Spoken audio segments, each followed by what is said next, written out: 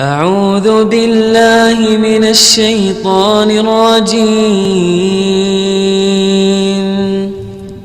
بسم الله الرحمن الرحيم قل هذه سبيلي أدعو إلى الله على بصيرة أنا ومن اتبعني وسبحان الله وما أنا من المشركين. السلام عليكم ورحمة الله وبركاته.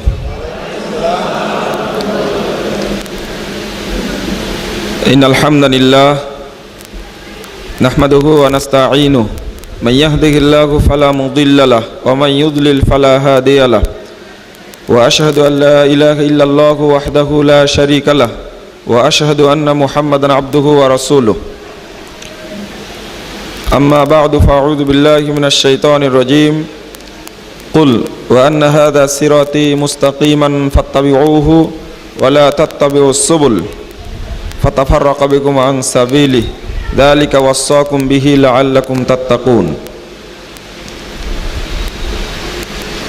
عن ابن مسعود رضي الله عنه قال خط لنا رسول الله صلى الله عليه وسلم خطا ثم قال هذا سبيل الله ثم خط خطوطا عن يمينه وعن شماله وقال وهذه سبل على كل سبيل فيها شيطان يدعو إليه ثم قرأ وأن هذا صراطي مستقيما فاتبعوه ولا تتبعوا السبل. رواه أحمد بإسناد صحيح.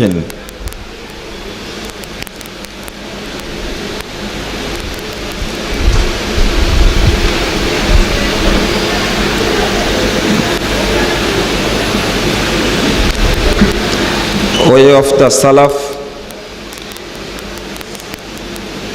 কর্তৃক আয়োজিত সিলেটের কবি নজরুল ইসলাম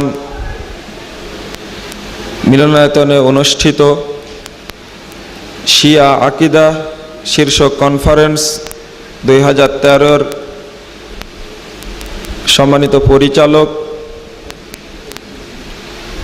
উপস্থিত সম্মানিত আলোচকবৃন্দ, সামনে উপবিষ্ট সুধীমণ্ডলী,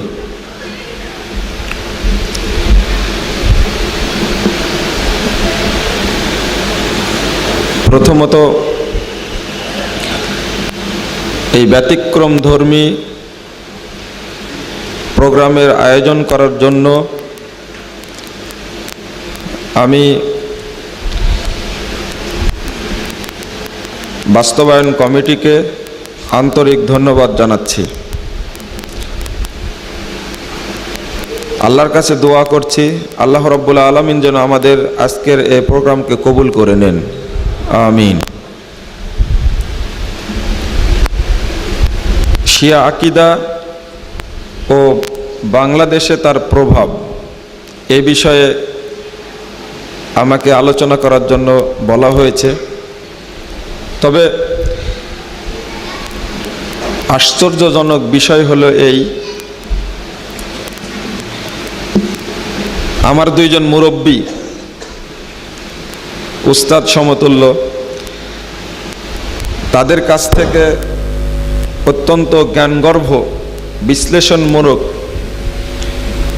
সার গর্ভপূর্ণ বক্তব্য শোনার পরে, আলোচনা শোনার পরে আমার আলোচনা খুব একটা ভালো লাগবে না, এটা আমি নিশ্চিত।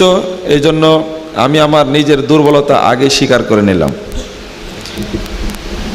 তারা যে আলোচনা করেছেন জাযাহুমুল্লাহু খায়রান আহসানাল জাযা ফিদ দারাইন, আমি তাদের আলোচনায় মুগ্ধ। আল্লাহ রাব্বুল আলামিন তাদের উত্তম প্রতিদান দান করুন, আমিন।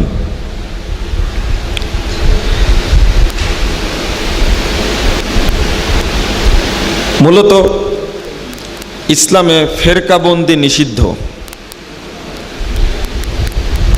আর এ বিষয়ে আল্লাহ রাব্বুল আলামিন যেমন আমাদেরকে সতর্ক করেছেন, তেমনি মুহাম্মদুর রাসূলুল্লাহ সাল্লাল্লাহু আলাইহি ওয়াসাল্লামও একেবারে বাস্তব প্রেক্ষাপট রচনা করে আমাদেরকে সতর্ক করেছেন। আমি যে আয়াতটি তেলাওয়াত করেছি সূরা আনাম 153 নম্বর আয়াত, এই আয়াতের সঙ্গে শানে নজুল যুক্ত। আমি বলেছি প্রথমত ইসলামে ফেরকাবন্দি নিষিদ্ধ। যে নব উদ্ভাবিত নতুন চেহারা নিয়ে, নতুন দর্শন নিয়ে, ইসলামের নাম নিয়ে যখনই কোনো ফেরকার আবির্ভাব ঘটবে, এক বাক্যে মনে রাখবেন সেটা হলো জাহান্নামী ফেরকা। কারণ ইসলামের নতুন কোনো রুট বা রাস্তা হওয়ার সুযোগ আছে? কোনো সুযোগ নাই।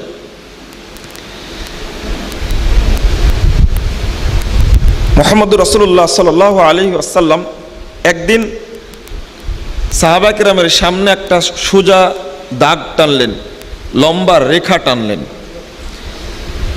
এটা মুস্তাদে আহমদে হাদিস 4142 নম্বর হাদিস। দাগ টানার পরে বলছেন হাদা সাবিলুল্লাহ, এই সোজা রেখাটি হলো আল্লাহর রাস্তা।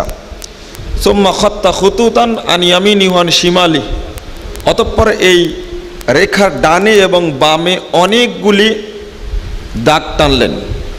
এরপরে বলছেন ওয়াহাদিহি সুবুলুন আলা কুল্লি সাবিল মিনহা শাইতান ইয়াদউ ইলাইহি, দেখো এইগুলো কিন্তু এক একটি রাস্তা, তবে প্রত্যেক রাস্তায় শয়তান বসে আছে, ইয়াদউ ইলাইহি, সে তার দিকে ডাকছে। এরপরে রাসূলুল্লাহ সাল্লাল্লাহু আলাইহি ওয়াসাল্লাম বললেন এইগুলো রাস্তা।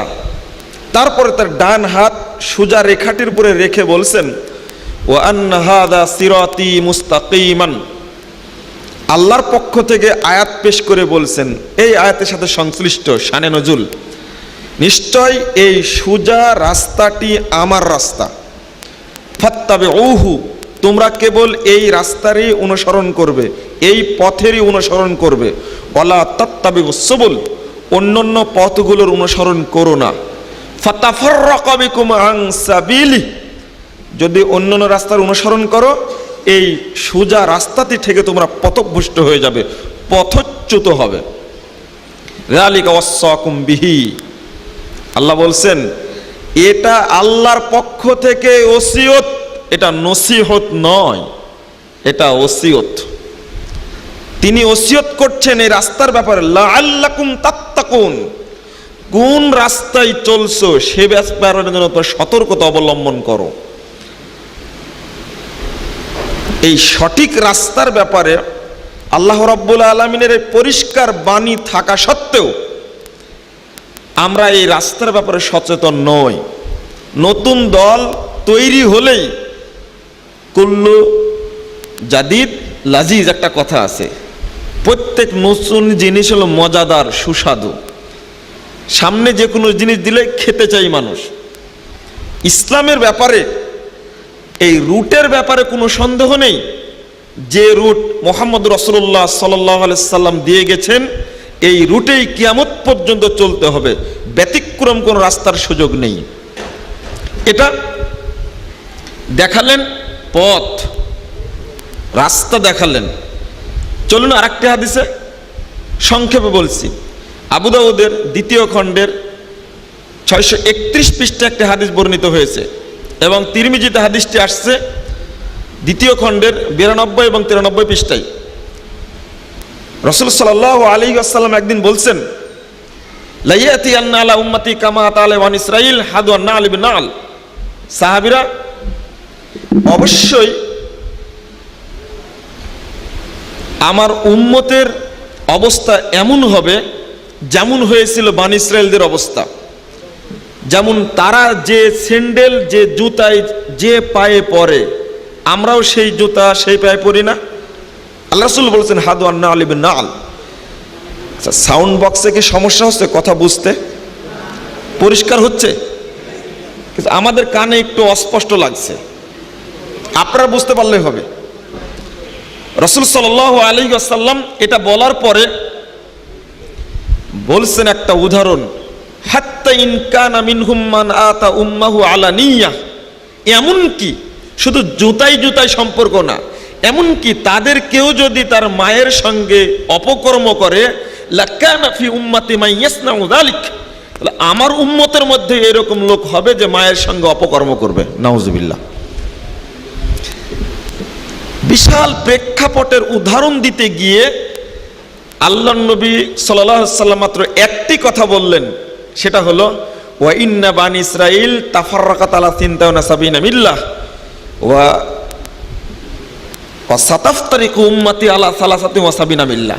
এতগুলো ইহুদি খ্রিস্টানদের অনেক উদাহরণ থাকতে একটা উদাহরণকে গুরুত্ব দিলেন, সেটা হলো তারা বিভক্ত হয়েছিল 72 দলে, আমার উম্মত বিভক্ত হবে 73 দলে। এখানে দল বললেন, তবে একটা পরিচয় ব্যক্ত করেছেন, কিন্তু একটা পরিচয় ব্যক্ত করেছেন যে কুল্লুহুম ফিন্নার ইল্লা মিল্লাত ওয়াহিদা, সবগুলো জাহান্নামে যাবে একটি ব্যতীত। সাহাবীরা প্রশ্ন করলেন, হে আল্লাহর রাসূল, এই জান্নাতি দল কোনটি? এখানে একটি উত্তর দিলেন, মা আনা আলাইহি ওয়া আসহাবি। এখানে সংক্ষেপে বলে রাখি, এখন একটা তত্ত্ব বের হয়েছে, মুসলিম তত্ত্ব। মুসলিম বলতে হবে একটা তত্ত্ব বের হয়েছে, কিন্তু এই তত্ত্ব ভুল রয়েছে। এই মুসলিম তত্ত্বটা ভুল তথ্য, এটা সালাফদের থেকে পাওয়া যায়নি এই তথ্য। এখানে বলে রাখলাম, শেষে বলবেন ইনশাআল্লাহ যদি মনে থাকে। মুসলিমরাই বিভক্ত হবে 73টি দলে, সবগুলো জাহান্নামে যাবে, একটা যাবে কোথায়? জান্নাতে। ওটা কি মুসলিম? আল্লাহর রাসূল মুহাম্মদ সাল্লাল্লাহু আলাইহি ওয়াসাল্লাম যেটা বলেছেন উত্তরটা সেটা দেই, মা আনা আলাইহি ওয়া আসহাবি। তবে আল্লাহ রাসূল 3টা উত্তর দিয়েছেন, এই জান্নাতি দলের পরিচয় 3টা বলেছেন। এটা একটা আবু দাউদের 631 পৃষ্ঠায় আসছে, ওখানে বলছেন ওয়াহিদাতুন ফিল সিনতান সাবুনা ফিল নার ওয়া ওয়াহিদাতুন ফিল জান্নাহ, সবগুলো জাহান্নামে যাবে, 72টা জাহান্নামে যাবে, একটা যাবে জান্নাতে। ওয়াহিয়াল জামাআহ, সেটা একটা ঐক্যবদ্ধ দল। এই একটা পরিচয়, যারা জান্নাতি তাদের পরিচয় এটাও একটা। অর্থাৎ জামাত যেটা হকের সাথে মিল থাকবে সেটা হলো জামাত। রাসূল সাল্লাল্লাহু আলাইহি ওয়াসাল্লাম এই জান্নাতি দলের আরেকটি পরিচয় বলেছেন, মুসনাদ আহমদ 16736 নম্বর হাদিস। ওখানে গিয়ে বলছেন, বাদাল ইসলামু গরীবান ওয়া সায়াউদু কামা বাদা ফাতুবা লিল গুরাবা। ইসলামের সূচনা হয়েছিল অল্প কিছু সংখ্যক মানুষের মধ্য দিয়ে, ইসলাম আবার চলে যাবে অল্প কিছু সংখ্যক মানুষের মধ্যে। ফাতুবা লিল গুরাবা, এই অল্প সংখ্যক মানুষের জন্য রয়েছে জান্নাতের তুবা নামক গাছের সুসংবাদ। বলুন আলহামদুলিল্লাহ। এই তুবা একটা গাছের নাম। এই গাছের বিবরণ রাসূল সাল্লাল্লাহু আলাইহি ওয়াসাল্লাম অন্য হাদিসে বলেছেন। এরা কারা? এই অল্প সংখ্যক লোক কারা? এখানে পরিচয় বলছেন, ওয়াহুমুল্লাযীনা ইসলিহুন মা আফসাদান নাসু মিন বাদি মিন সুন্নতি। এই অল্প সংখ্যক লোক যারা জান্নাতে যাবে তার পরিচয় হলো, আমার মৃত্যুর পরে তারা আমাদের সুন্নাতকে রক্ষা করবে। যখন মানুষ আমাদের সুন্নাতকে নষ্ট করবে তখন তারা রক্ষা করবে। তাহলে জান্নাতি দলের পরিচয় কয়টা পাওয়া গেল? 3টা। ঠিক মুহাদ্দিস উলামায়ে কেরাম থেকে এরকম পরিচয় আসছে। বলার উদ্দেশ্য এটা না, এই 2টি হাদিস থেকে 2টা জিনিস বের হলো। একটা, আল্লাহ নবী পথ দেখালেন সুন্দর করে, এই হাদিসে দেখালেন দল। আবু দাউদের এই হাদিসের মধ্যে আরেকটি তথ্য আছে, অনেকগুলো আমুল থাকবে।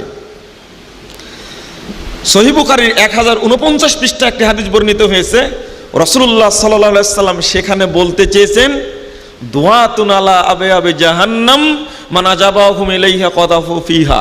ওই হাদিসে বলছেন যে অনেক আলেম জাহান্নামের দরজায় দাঁড়িয়ে থেকে বলবে, তোমরা এই দিকে আসো, এই দিকে আসো। রাসূল সাল্লাল্লাহু আলাইহি ওয়াসাল্লাম বলছেন, ওদের ডাকে যেই সাড়া দিবে তাকেই ধরে তারা জাহান্নামে ফেলে দিবে। 1 নম্বর সতর্ক করছেন আল্লাহ রাব্বুল আলামিন। রাসূল সাল্লাল্লাহু আলাইহি ওয়াসাল্লাম 1 নম্বর দেখালেন পথ, বললেন দলের বিভক্তির কথা, বললেন অসংখ্য আমুলের কথা। 4 বললেন বিভিন্ন প্রকৃতির আলেমের কথা, এরপরে আর সতর্ক করার দরকার আছে? বিভক্তির শুরু মূলত ওসমান রাদিয়াল্লাহু আনহুকে হত্যার মাধ্যমে এটা প্রকাশ ঘটে 35 হিজরিতে 18ই জিলকদ, যখন ওসমান রাদিয়াল্লাহু আনহু মারা গেলেন। এই মারা যাওয়ার পর থেকেই খারেজিদের প্রভাব বোঝা গেল, এরাই খারেজি। যদিও বা সহিহ মুসলিমের 2523 নম্বর হাদিস থেকে বোঝা যায় রাসূলুল্লাহ সাল্লাল্লাহু আলাইহি সাল্লামের যুগে এই চরমপন্থী খারেজিরা তৈরি হয়েছিল। কারণ আল্লাহ রাসূলকে বললেন, ইদিল ইয়া মুহাম্মদ, মুহাম্মদ আপনি ইনসাফ করুন। আল্লাহ রাসূল বলতেন, ওয়াইহাক, বেয়াকুব কোথাকার, ইল্লা মিয়াদিল ফামাইয়াদিল। আরে পৃথিবীতে যদি আমি ইনসাফ না করি আর ইনসাফ কে করবে? এটা হলো খারেজি। প্রকাশ ঘটে উসমান রাদিয়াল্লাহু আনহুকে হত্যার মাধ্যমে। শিয়াদের প্রভাব ঘটে 37 হিজরিতে পহেলা সফর, মনে রাখবেন 37 হিজরিতে পহেলা সফর সিফফিনের যুদ্ধের মাধ্যমে শিয়াদের আবির্ভাব ঘটে। অর্থাৎ যখন মুয়াবিয়া রাদিয়াল্লাহু আনহুর সাথে আলী রাদিয়াল্লাহু আনহুর যুদ্ধ চলে, ওই মুহূর্তে মুয়াবিয়া রাদিয়াল্লাহু আনহু পক্ষ কুরআন উঁচু করে ধরল। বিস্তারিত পাবেন আল বিদায়া ওয়ান নিহায়া 8ম খণ্ডের 144 পৃষ্ঠা থেকে আলোচনা শুরু হয়েছে।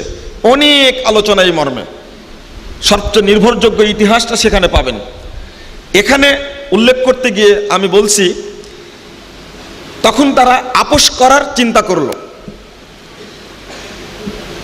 আলী রাদিয়াল্লাহু আনহু করলেন যে ঠিক আছে, আলী রাদিয়াল্লাহু আনহুর পক্ষে আবু মুসা আশারি আর মুয়াবিয়া রাদিয়াল্লাহু আনহুর পক্ষে আমর ইবনে আস।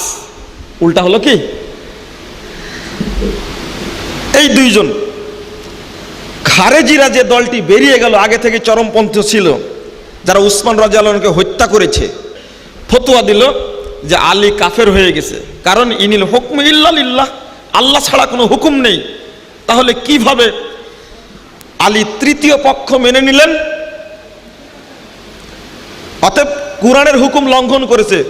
সূরা ইউসুফ 67 নম্বর আয়াত আসছে, ইনিল হুকমু ইল্লা লিল্লাহ, আয়াত পেশ করে আলীকে কাফের ঘোষণা করে দিল। কোরআন আয়াত লঙ্ঘন করেছে। আর এক দল হলো আলী রাদিয়াল্লাহু আনহুর পক্ষে, আর আরেকটি তৃতীয় পক্ষ, মানে শয়তান পক্ষ বলে এটাকে। তৃতীয় পক্ষ থাকলো, তারা বলল যে না, আমরা আলীর দিকেও যাব না, ওদের দিকেও যাব না, আমরা নিরপেক্ষ থাকব। এরা হলো শিয়া। আমরা আলীরও কল্যাণ চাই, খারেজিদেরও কল্যাণ চাই। এই জন্য শিয়াতুন শব্দের অর্থ হলো সমর্থক, সহযোগী। ওই যে একটা দর্শন দিল, ঠিক আছে আমরা আলী রাদিয়াল্লাহু আনহুর পক্ষেও থাকবো না, আবার খারেজিদের পক্ষেও থাকবো না, আমরা কি থাকবো? নিরপেক্ষ। আর নিরপেক্ষ থাকে শয়তান। বলতে হবে কি, হকের পক্ষে আছে। কথাটা বলতে হবে কিভাবে? হকের পক্ষে আছে বলে দিল। নিরপেক্ষ কোনো ব্যক্তি থাকতে পারে না। আজকে আমাদের আলোচনা চলছে, খুব তুমুল আলোচনা দেশে চলছে, একটা নিরপেক্ষ তত্ত্বাবধায়ক সরকার চায়। জন্মের পরেই বলে নৌকা ধানের শীষ বলে, জন্মের পর থেকে ওকে নিরপেক্ষ পাওয়া যায়? খুঁজে পাওয়া যাবে? কোনো সন্তান যেন নিরপেক্ষ তৈরি না হতে পারে, এই জন্য এই পাশ্চাত্যের ধার করা মতবাদ চালু রাখছে, তাই না? আর যখন রাষ্ট্র ঠিক করা লাগবে তখন বলবে কি, আমরা একটা নিরপেক্ষ লোক চাচ্ছি। না, নিরপেক্ষ লোক হয় না, বলতে হবে হকের পক্ষে।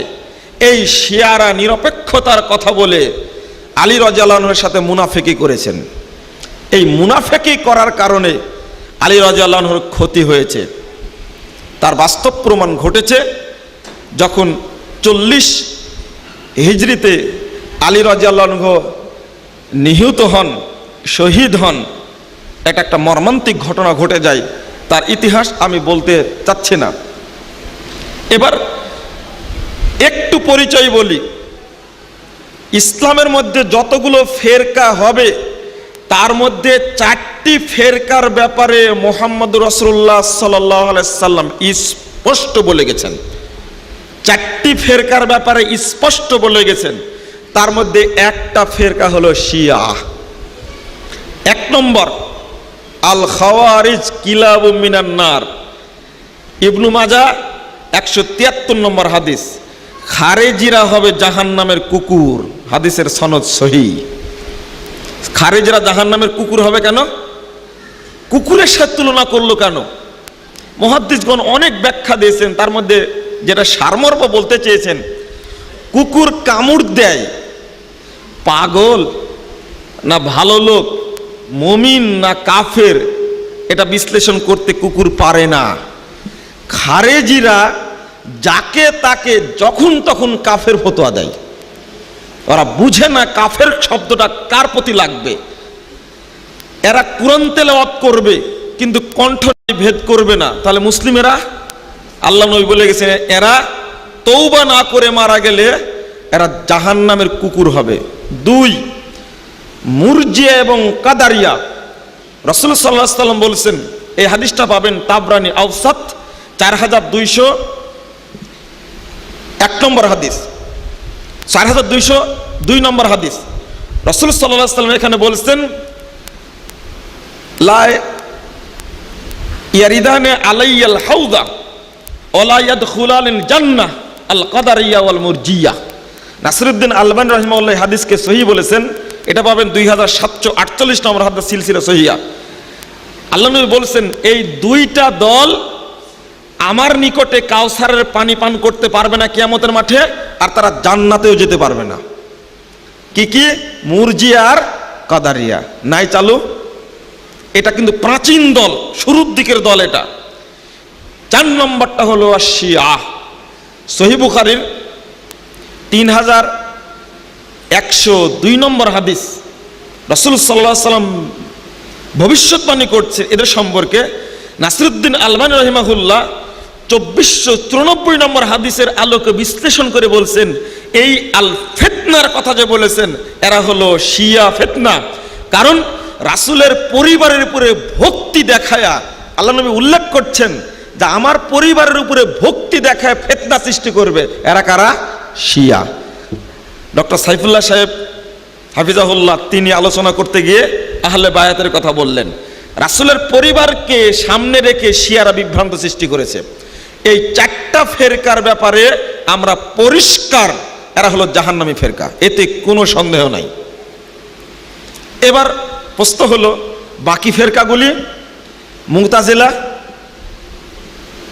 রাফেজি, জাহমিয়া, জাবরিয়া, মুজাসসিমা, মুশাব্বিহা, এরপরে যেটা বের হয়েছে আপনারা জানেন একটা সুফি তরিকা, এটাই ভাগ হয়েছে 3টা ভাগে, শরীয়ত, তরিকত, মারেফত, হাকিকত। উপমহাদেশে ভাগ হয়েছে এই ফেরকাটায় 4টি তরিকার নামে, নকশবন্দিয়া, চিশতিয়া, মুজাদ্দিদিয়া আর কাদারিয়া। আর এই 4র্থ হিজরিতে বের হয়েছে, যদিও সুফিবাদের পরে তৈরি হয়েছে 4টা প্রসিদ্ধ মাযহাব, যদিও আমরা ওইভাবে দোষারোপ করতে পারি না। সেটা হলো হানাফি, মালিকি, শাফি আর হাম্বলি। এক হানাফি মাযহাব উপমহাদেশে ভাগ হয়েছে বহু দলে। একটা হলো আপনার বড় দল হলো দেওবন্দি, আর আরেকটা হলো বেরলভী। পরস্পর একেবারে মুখোমুখি অবস্থান তাদের। আর এখানে বেরলভীরা ভাগ হয়েছে, এই বাংলাদেশে 1টি নয় 2টি নয়, প্রায় 2 লক্ষ 3 লক্ষাধিক শুধু পীর মাশায়েখরা আছে বাংলাদেশে। সবাই দাবি করে আমরা হানাফি মাযহাবের। আরো যেগুলো আছে আমি নাম বলছি না, বহু দল আছে, সবগুলোই বলে আমরা এটা। আমি বললাম বিভক্তির চিত্র, মুহাম্মদ রাসূলুল্লাহ সাল্লাল্লাহু আলাইহি ওয়াসাল্লাম এত বাস্তবতা বুঝানোর পরে এত বিভক্ত হলো কেন? লাউ কানা উম্মাতাও ওয়াহিদা, আল্লাহ চাইলে এক উম্মত ভুক্ত করতে পারতেন। ওয়ালাকিন ইয়াবলু ওয়াকুম, না না আল্লাহ করেননি, এই জন্যই আল্লাহ তোমাদেরকে পরীক্ষা করতে চান। ফাস্তাবিকুল খায়রাত, তোমরা কল্যাণের প্রতিযোগিতা করো। এই বিভক্তির সুযোগটা দেওয়া হয়েছে কেন? পরীক্ষা করার জন্য কে সঠিক পথে চলবে। সূরা মায়েদা 48 নম্বর আয়াতটা খুলুন, আলোচনা এই সম্পর্কে। এবার শিয়াদের ব্যাপারে বিশেষ করে কয়েকটি কথা। শিয়াদেরকে আমি দুইটি শ্রেণীতে, অর্থাৎ শিয়াদের কার্যক্রমকে, আকীদাকে দুইটি ভাগে ভাগ করব। একটি ভাগ হলো স্রেফ ধর্মের সাথে সংশ্লিষ্ট, আমূল আকীদার সাথে সংশ্লিষ্ট, আর আরেকটি ভাগ হলো রাজনীতির সাথে সংশ্লিষ্ট।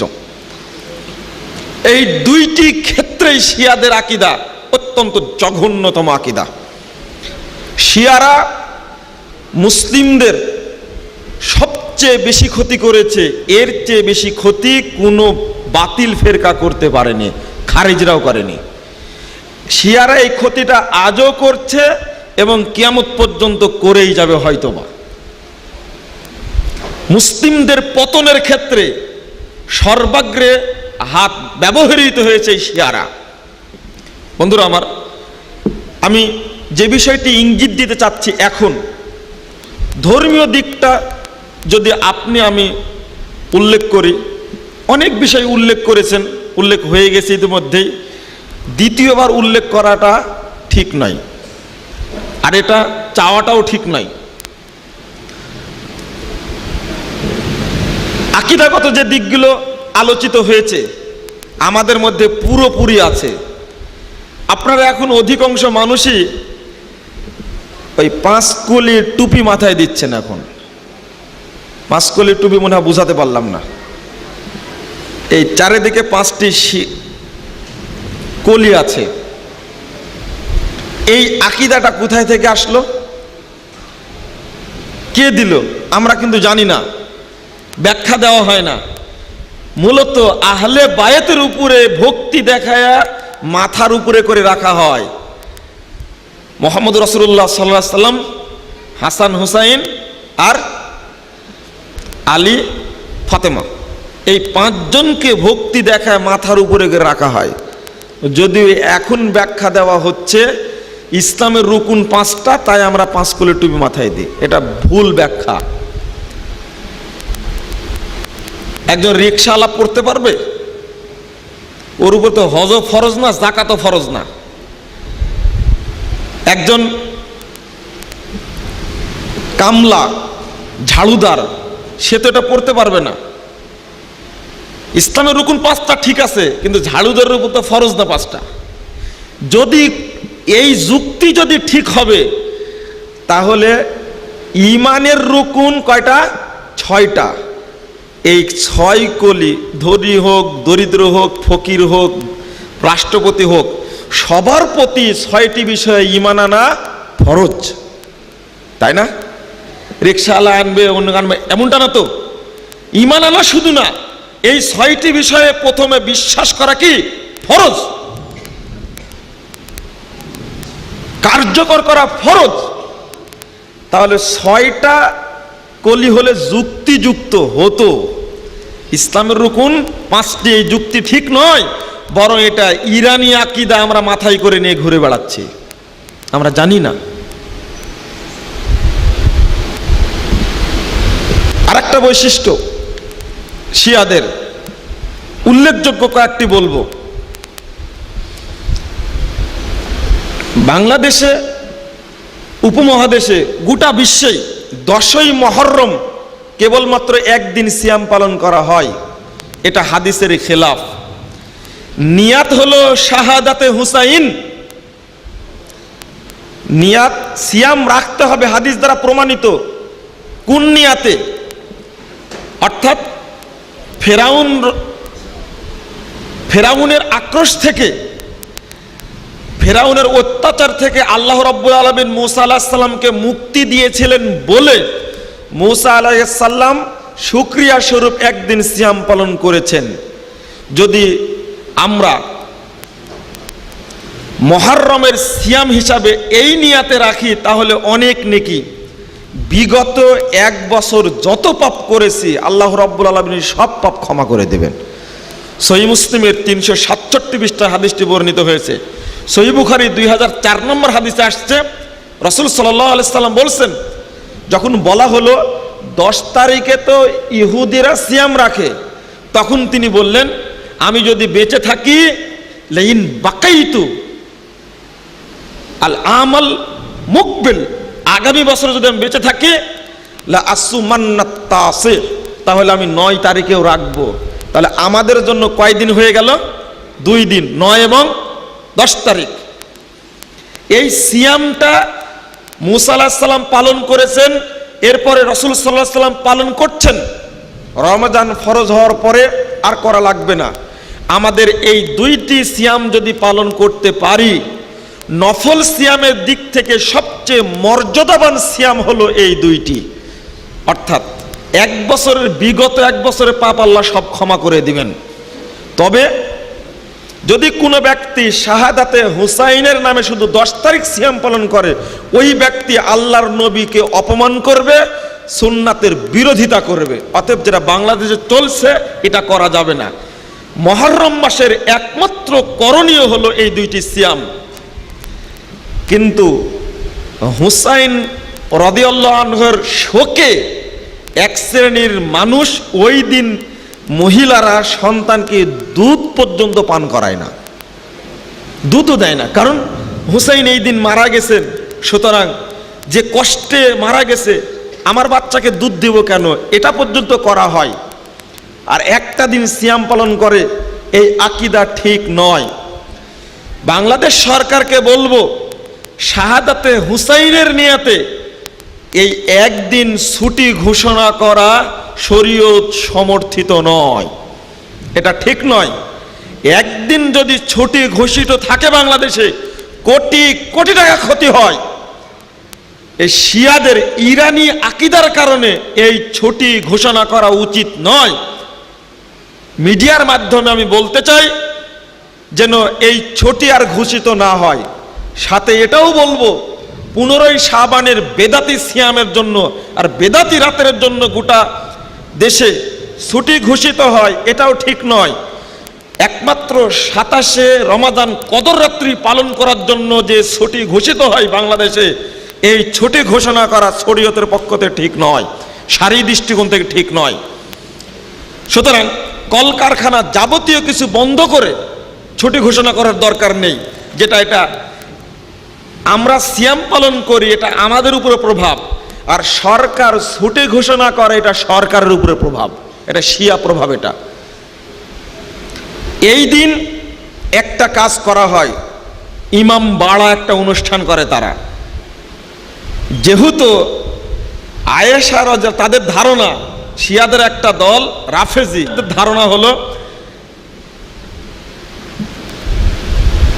আয়েশা রাদিয়াল্লাহু আনহা কূটনীতি করে খেলাফতের দায়িত্বটা আলী রাদিয়াল্লাহু আনহুকে না দিয়ে আবু বকরকে দিয়েছিলেন, নাউজুবিল্লাহ। এই জন্য একটা বকরি সাজায়া বকরিকে পিটানো হয় আর বলা হয় এটাই হলো আয়েশা, বলুন নাউজুবিল্লাহ। এর ষড়যন্ত্র এটা হয়েছে, এটা বাংলাদেশের প্রেক্ষাপট, এটা চলে বাংলাদেশে। বাংলাদেশে অনুষ্ঠান হয়, ওই দিনে তাজিয়া মিছিল বের করা হয়, হাই হাসান হাই হুসাইন বলে মাতম করা হয়। এই আকীদা ঠিক নয়। যদি কোথাও মুহররমের কোনো অনুষ্ঠান হয়, ওই অনুষ্ঠানে যাওয়া, ওই অনুষ্ঠানে সহযোগিতা করা সম্পূর্ণ রূপেই নিষিদ্ধ। এই কথাগুলো বলছি উদ্দেশ্য একটাই, যারা আজকে মুহররম মাসের 10 তারিখে দিবস পালন করছে তারাই হুসাইন হাসানকে হত্যা করেছে। এই জন্যই বলছি, ভক্তির কারণ হলো তারা ক্ষতি করেছে। ইতিহাস এটাই বলে। এই কুফাতে ডেকে নিয়ে এসেই হুসাইন রাদিয়াল্লাহু আনহুকে নির্মমভাবে হত্যা করা হয়। 3টা প্রস্তাব দিয়েছিলেন, খুব কষ্ট হয় বলতে। খুলুন ইবনু হাজার আসকাল রাহিমাহুল্লাহ গ্রন্থ আল ইসাবা ফি তামিজিস সাহাবা, এই গ্রন্থের 2 নম্বর খণ্ডে 235 পৃষ্ঠা আলোচনা খুলুন। 3টা প্রস্তাব দিলেন। যখন বন্দী হয়ে পড়লেন, বললেন কোনো একটি এলাকায় আমাকে চলে যেতে দেওয়া হোক, 2 বললেন অথবা আমাকে মদিনায় ফিরে যাওয়ার সুযোগ দেওয়া হোক। 3 নম্বর বললেন অথবা আমাকে ইয়াজিদ বিন মুয়াবিয়ার নিকটে নিয়ে যাওয়া হোক, আমি তার কাছে আনুগত্যের বায়াত করব। কিন্তু ইয়াজিদ বিন মুয়াবিয়ার রাদিয়াল্লাহু আনহুর সেনাপতি উবাইদুল্লাহ বিন জিয়াদ 3টি প্রস্তাব একটিও গ্রহণ না করে অবশ্যই তাকে হত্যা করে ছাড়ল। একটা জিনিস মতিভ্রম ঘটেছে, ভুল হয়েছে। আসলে ইয়াজিদ নয় জিয়াদ, ভাষাটা কি ইয়াজিদ নয় জিয়াদ। এখানে একটা আকীদা প্রচলিত আছে, মুয়াবিয়া রাদিয়াল্লাহু আনহুকে এবং তার ছেলে ইয়াজিদকে বাংলাদেশে সবাই গালি দেয় একচেটিয়া। আমি ভুল বললাম না, অধিকাংশই গালি দেয়। কারণ এই ইয়াজিদ হুসাইনকে হত্যা করেছে। সম্পূর্ণ ভুল আকীদা চালু আছে। বিষাদ সিন্ধু পড়ে শিয়া আকীদা বিশ্লেষণ করা যাবে না। যদি না জেনে লিখে থাকেন মীর মুশাররফ সাহেব, আল্লাহ হয়তো ক্ষমা করবে। জানার চেষ্টা করে জানতে পারেননি, আল্লাহ ক্ষমা করবেন। কিন্তু না জেনে চেষ্টা না করে যে লিখে থাকেন, কিয়ামতের মাঠে পার পাবেন না, মীর মুশাররফ পার পাবে না। এই মীর মুশাররফের বিষাদ সিন্ধুর কারণে বাংলাদেশের অধিকাংশ মানুষের এই আকীদা চালু আছে যে ইয়াজিদের ষড়যন্ত্রে হুসাইনকে হত্যা করা হয়েছে। না, ইতিহাস ঠিক নয়। আল বিদায়া ওয়ান নিহায়া 7 নম্বর খণ্ডের 351 পৃষ্ঠা থেকে নিয়ে 8 নম্বর খণ্ড পর্যন্ত আপনি পড়েন, ইসলামিক ফাউন্ডেশন অনুবাদ হয়েছে, আসল ঘটনা জানতে পাবেন। মীর মুশাররফের জন্মের 700 বছর আগে লিখছে ওটা। কথা কি বুঝাতে পারলাম? যে গ্রন্থের কথা বললাম মীর মুশাররফের জন্মের 700 বছর আগে লেখা ওটা। তাহলে আসল ইতিহাসটা দেখি। এখানে মৌলিক বিষয় হলো উবাইদুল্লাহ বিন জিয়াদ ইয়াজিদের ছিলেন কি সেনাপতি। ষড়যন্ত্র করে কুফা থেকে 150টা লেটার পাঠিয়েছে মদিনায়। কুফা থেকে 150টা চিঠি পাঠিয়েছে এই মর্মে, হুসাইনকে দাওয়াত দিয়ে রাদিয়াল্লাহু আনহু তাকে দাওয়াত দিয়ে নিয়ে আসে। কারো কথা না মেনে হুসাইন রাদিয়াল্লাহু আনহু তিনি চলে আসলেন কুফার উদ্দেশ্যে। পথের মধ্যেই তাকে বাধা দেওয়া হলো, নির্মমভাবে হত্যা করা হলো। এই ঘটনা জানেন। সহিহ বুখারীর হাদিস 530 পৃষ্ঠা 1ম খণ্ডের। ইবনে উমর রাদিয়াল্লাহু আনহু উমরা করছেন। ইরাকের এক ব্যক্তি গিয়ে জিজ্ঞেস করছে, এহরাম অবস্থায় কি মাছি মারা যাবে? মাছি চিনেন তো, মশা মারা যাবে? তখন ঘুরে ইবনে উমর রাদিয়াল্লাহু আনহু বলছেন, ইয়া আহলাল ইরাক আনতুম তাসআলুনা আন কতলিজ যুবাব। হে ইরাকের অধিবাসী, তুমি আমাকে জিজ্ঞেস করছো মাছি মারা সম্পর্কে। ওয়াকাদ কতলতুম ইবনা বিনতে রাসূলুল্লাহ সাল্লাল্লাহু আলাইহি ওয়াসাল্লাম ওয়া হুমা রাহানাতাই রাসূলুল্লাহ সাল্লাল্লাহু আলাইহি ওয়াসাল্লাম ফিদ দুনিয়া। তখন বলছেন, ইবনে উমর বলছেন, বেয়াকুব কোথাকার, আল্লাহর রাসূলের মেয়ের বেটির 2 সন্তানকে তোমরা হত্যা করেছো, আর আজকে মক্কায় এসে তুমি মাছি মারা ফতেও চাচ্ছ। অথচ 2 সন্তান এই পৃথিবীতে আল্লাহর রাসূলের সুগন্ধি ছিলেন। সহিহ বুখারীর হাদিস। ইবনে উমর রাদিয়াল্লাহু আনহুর এই কথা প্রমাণ করে যারাই হত্যা করেছে তারাই হাসান হুসাইনের নামে তাজিয়া মিছিল বের করে, তারাই কবর রচনা করে। আর আপনারা দেখেন ঢাকার বুকে, আমি এখানে দোষারোপ করব, বহু এমপি মন্ত্রী আছেন, বহু ডিসিএসপি আছেন, বহু ব্যবসায়ী আছেন, শিয়াদের তাজিয়া মিছিলের ক্ষেত্রে, অনুষ্ঠানের ক্ষেত্রে কোটি কোটি টাকা ব্যয় করে, যদিও ইরান থেকেও আসে। সম্মানিত উপস্থিতি, আমি আসল কথাটা বলতে পারবো না, এই জন্য এখানে কথাটা এতটুকু বলে রাখলাম, আপনারা এদের ব্যাপারে সাবধান। শুধু ক্ষতি করেছে। 1258 সালের আব্বাসীয় খেলাফত, 1258 খ্রিস্টাব্দে বাগদাদের আব্বাসীয় খেলাফত ধ্বংসের জন্য 1 নম্বর দায়ী হলো এই শিয়ারা। কারণ হালাকু খাকে উর্ফে হুলাকু খা, এই হালাকু খাকে ডেকে নিয়ে এসে 1258 খ্রিস্টাব্দের 14, 15, 16 ফেব্রুয়ারি 3 দিনে কচু কাটাকরি কেটে একজন নয়, দুইজন নয়, 40 লক্ষ মানুষকে হত্যা করেছে সে। শিয়া মন্ত্রী আব্দুল্লাহর ষড়যন্ত্রটা হয়েছে। ফাতেমীয় খেলাফত ধ্বংস হয়েছে শিয়াদের ষড়যন্ত্রে। 1924 সালে ফিলিস্তিনের আব্দুল হামিদ দ্বিতীয়, এই 1924 সালে উসমানীয় খেলাফত ধ্বংস করেছে শিয়ারা। দুঃখের সাথে বলছি, মধ্যপ্রাচ্যের সালাফিদের উপরে আজকে অত্যাচার করছে শিয়ারা। ঘটনা জানি না, আকীদাগত বিভক্তির কারণে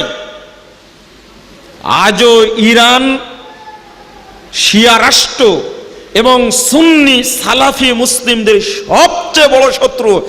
এমনকি শুধু শত্রু না, এমনকি ইহুদি খ্রিস্টানদের চেয়েও বড় শত্রু। এই জন্য সৌদি আরবের সাথে মিল নাই। কেন? আকীদাগত বিভক্তির কারণে, যেগুলো অনেকগুলো বলেছেন। এদের সখ্যতা হলো ইহুদি খ্রিস্টানদের সাথে। আপনি গলে যান কেন? দুঃখ হলো ইসলামী আন্দোলন প্রেক্ষিত বাংলাদেশের জন্য এটা দুঃখজনক। অনেকে ইসলামী আন্দোলনের সাথে জড়িত, অনেক ইসলামী দল আছে যা ইরানকে বর্তমান বিশ্বের মডেল মুসলিম রাষ্ট্র হিসাবে পেশ করতে চায়। আমরা মনে করি ইসলাম ধ্বংসের জন্য বর্তমান বিশ্বের মডেল রাষ্ট্র হলো ইরান। এতে কোনো সন্দেহের অবকাশ নাই। পরে বুঝিয়ে দেব আপনাকে। কেন এটা দেখাতে হবে? ও আহমাদিনেজাদের ভক্তি দেখে, বর্তমানে যিনি শাসক তাকে ভক্তি দেখে আপনি অবশ্যই আকীদা আগে পড়তে হবে আপনাকে। না পড়লে আপনি বিভ্রান্ত হবেন। সম্মানিত উপস্থিতি, আমি আলোচনার মাঝপথে গেছি। আপনারা পূর্ণাঙ্গ আলোচনা না শুনে কেউ উঠে যাবেন না। আকীদাগত বিষয় আমি আলোচনা করছি, মনে হয় কষ্ট একটু আমার বেশি হবে। আপনারা শুনছেন বসে বসে, কষ্ট একটু কম হবে। যদিও ক্লান্ত হয়ে গেছেন, অনেক সময় থেকে প্রোগ্রাম চলছে। মানে দ্বিতীয় পার্ট আলোচনা আমাকে সহজ করে দিয়েছে বিদ্যুৎ চলে গিয়ে আর কি। এটা আমার জন্য সমস্যা না। দ্বিতীয় পার্ট যেটা বলতে যাচ্ছিলাম সেটা হলো রাজনৈতিক বিশ্লেষণের বিষয়টি। আমরা বুঝতেই পারিনি শিয়া আকীদা আমাদের কাঁধে ভর করে চলছে বাংলাদেশে। আমি আবারও বলছি, আমরা বুঝতেই পারিনি যে আমরা শিয়া আকীদাকে মাথায় ভর করে নিয়ে চলছি, মাথায় নিয়ে চলছি, এটা আমরা বুঝতেই পারিনি। এটা বোঝানোর জন্য আমি চেষ্টা করব, না পারলে আমার ব্যর্থতা স্বীকার করছি। তবে আমার দিকে এক নেত্রে তাকিয়ে থাকতে হবে এটা বোঝার জন্য। বললাম আগে, ক্ষতি করেছে ইসলামী খেলাফতগুলো ধ্বংসের জন্য সবচেয়ে বড় দায়ী শিয়ারা। আর এই 10ই মুহররমের অনুষ্ঠানটাকে তৈরি হয়েছে কত সালে?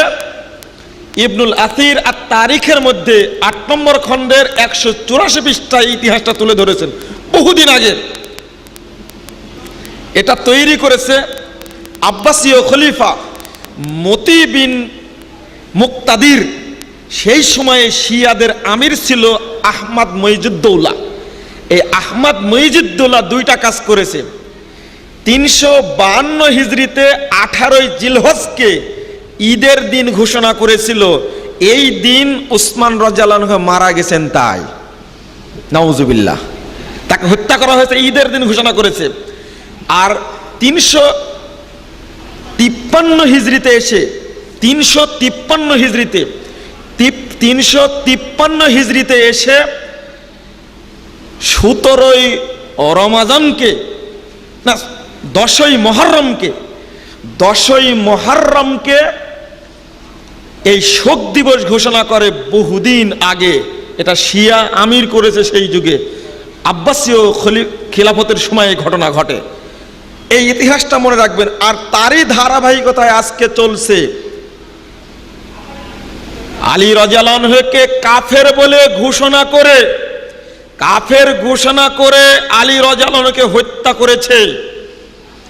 ওসমান রাদিয়াল্লাহু আনহু একজন মর্যাদাবান সাহাবী, ইসলামের তৃতীয় খলিফা, এত কল্যাণ করেছেন ইসলামের, তার বৃদ্ধ অবস্থায়, সিয়ামরা অবস্থায়, কোরআন পড়া অবস্থায় তাকে হত্যা করা হয়েছে।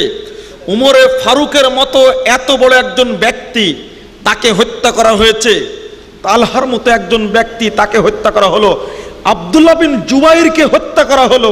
এমনকি তার স্ত্রী ছিলেন গর্ভবতী, তার স্ত্রীকে মেরে হত্যা করার পরে তার পেট থেকে সন্তান বেরিয়ে গেল, বাচ্চা বেরিয়ে গেল, যখন বাচ্চাটাকে বাম হাত দিয়ে ধরে আছাড় মারল। এতগুলো ব্যক্তিকে এত শাস্তি দিয়েছে, কিন্তু তাদের নামে দিবস পালন হয় না। দিবস পালন হয় হুসাইন রাদিয়াল্লাহু আনহুর নামে, আবার ইমাম হিসাবে স্বীকৃতি দিয়ে। আর আপনারা ভুলেও ইমাম হুসাইন আলাইহিস সালাম বলবে না। আলাইহিস সালাম হলো নবীদের দোয়া, নবীদের জন্য দোয়া। আমরা বলবো কি হুসাইন রাদিয়াল্লাহু আনহু।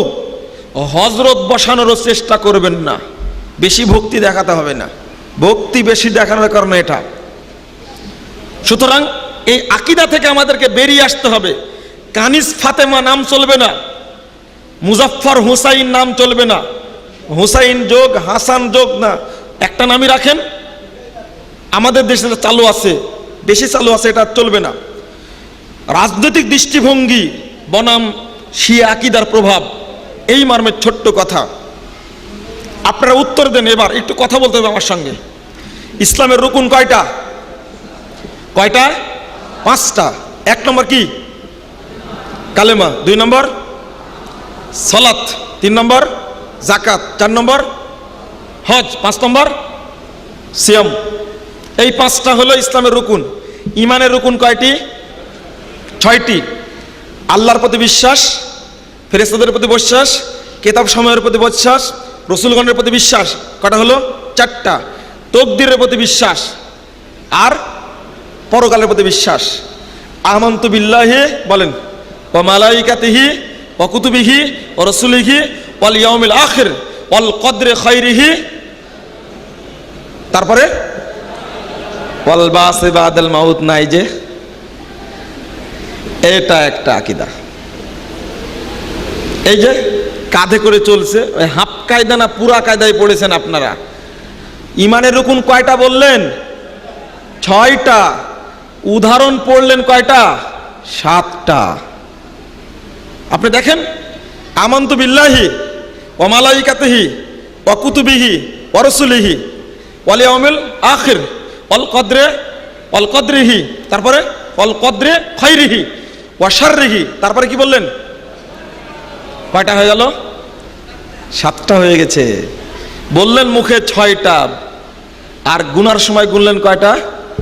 7টা। ওয়াল বাসি বাদাল মাউত না, ওয়াল কদরি খাইরিহি ওয়া শাররিহি পর্যন্ত শেষ। এখানে একটা জিনিস বলছি, শিয়াদের আকীদা।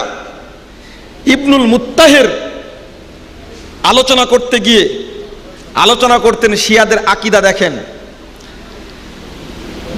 1 নম্বর বিষয় হলো, 1 নম্বর বিষয় হলো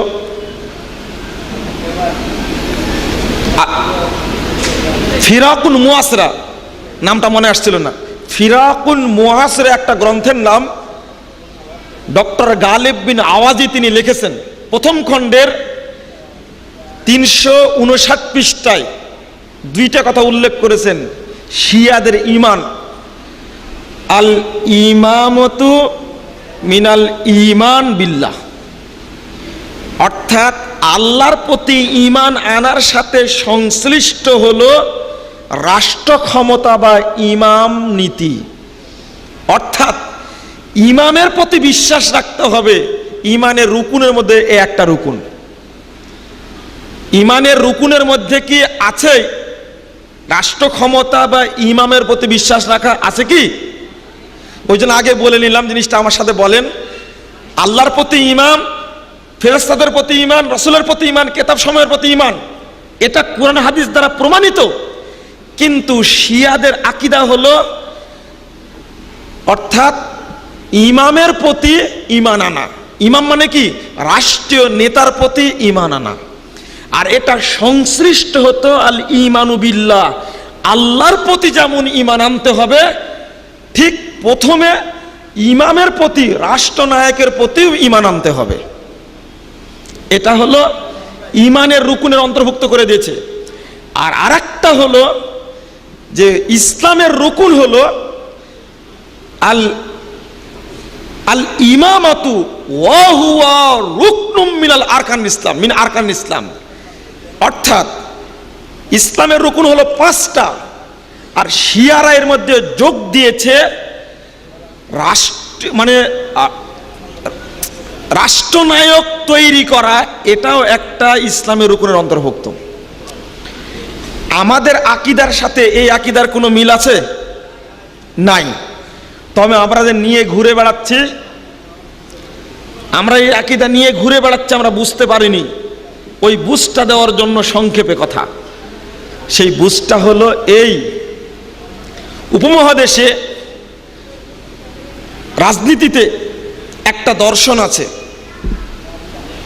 সেই দর্শনটা দিয়েছেন আবুল আলা মওদুদী রহিমাহুল্লাহ। তার একটা দর্শন হলো दीन दरअसल हुकूमत का नाम है, शरीयत उस हुकूमत का कानून है, और इबादत उस कानून और ज़ाबिता की पाबंदी है। खुतबत, तार एक ग्रंथेर नाम खुतबत, 320 पृष्ठाय आलोचना करते गিয়ে তিনি বলছেন, দিন আসলে রাষ্ট্র ক্ষমতার নাম, দিন আসলে রাষ্ট্র ক্ষমতার নাম, আর শরীয়ত ওই রাষ্ট্রের বিধানের নাম, আর ইবাদত হলো ওই রাষ্ট্রের সংবিধানের আনুগত্য করার নাম। তাহলে প্রথম কথা তিনি বলতে চাচ্ছেন, শরীয়তের আসল বিষয় কি? দিন মূলত কি? রাষ্ট্র ক্ষমতা, এটা হলো দিন। দিন দ্বারা আসলে হুকুমত কে নাম হয়। আমার কাছে খুতবাত বই আছে, তাফহিমাত বই আছে। আগে একজন বড় আলেমের কাছ থেকে নিয়ে পড়েছিলাম, এবার ইন্ডিয়ায় গিয়ে ডাক্তার জাকির নায়কের সাথে সাক্ষাৎ করে বই কিনে নিয়ে এসেছি। আমার কাছে বই রক্ষিত আছে। একটু বুঝলেই হবে, দিন আসলে রাষ্ট্র ক্ষমতার নাম। রাষ্ট্র ক্ষমতায় যাওয়ার পরে যে সংবিধান রচিত হবে সেটার নাম কি? শরীয়ত। ওই সংবিধানের আনুগত্য করার নাম কি? ইবাদত। এখন কি রাষ্ট্র ক্ষমতায় ইসলাম আছে? আছে। তাহলে কি সংবিধান আছে? ইবাদত কোথায়? ইবাদত থাকবে?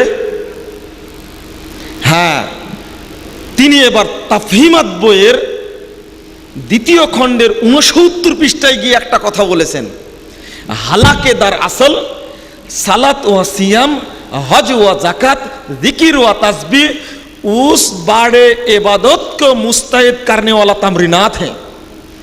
আসলে সালাত, সিয়াম, হজ, জাকাত, জিকির, তাসবিহ এইগুলো ওই রাষ্ট্র ক্ষমতা অর্জনের প্রশিক্ষণ কোর্স মাত্র। মুক্ত হয়েছেন বটে, তবে ফাঁক আছে। আপনাদের বিশ্লেষণ করে বুঝ দিতে চাই, শিয়ারা একটি কাজ করেছে, এই রাষ্ট্র ক্ষমতাকে, ইমামতটাকে ইমানের আর ইসলামের রুকুন তৈরি করেছে। কিন্তু আবুল আলা মওদুদী সাহেব এইগুলোর উপরেও স্থান দিয়েছে। আমি কি বুঝাতে পেরেছি এবার? এইগুলোর উপরে স্থান দিয়েছেন তিনি। আর তিনি ব্যাখ্যাটা যে দিলেন, এগুলো প্রশিক্ষণ কোর্স যদি হয়, তাহলে কি রাষ্ট্র ক্ষমতা অর্জনের পরে সালাত, সিয়াম, হজ, যাকাত আদায় করা লাগবে না? কি লাগবে না? সেনাবাহিনীর প্রধান প্রশিক্ষণ দিয়ে প্রধান হন, প্রধান হওয়ার পরে কি প্রশিক্ষণ দেন? এই আকীদার মধ্যে চলে গেছে তখন সুফি তরিকা, ফানাফিল্লা আকিদা। বন্ধুরা আমার, সেই যুগে দাবি করছেন ইবনুল মুত্তাহির, শিয়াদের বড় পণ্ডিত ইবনু তাইমিয়া রহিমাহুল্লাহ মিনহাজুস সুন্নাহ গ্রন্থের মধ্যে প্রথম খণ্ডের 28 পৃষ্ঠায় আলোচনা করতে গিয়ে বলছেন, ইবনুল মুত্তাহিরের কথাটা তুলে ধরেছেন।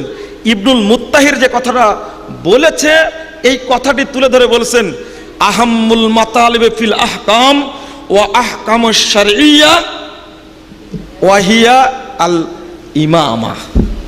সবচেয়ে গুরুত্বপূর্ণ বিষয়, শরীয়তের আহকাম সময়ের মধ্যে সবচেয়ে মর্যাদাপূর্ণ বিষয় হলো আল ইমামত বা রাষ্ট্র ক্ষমতা।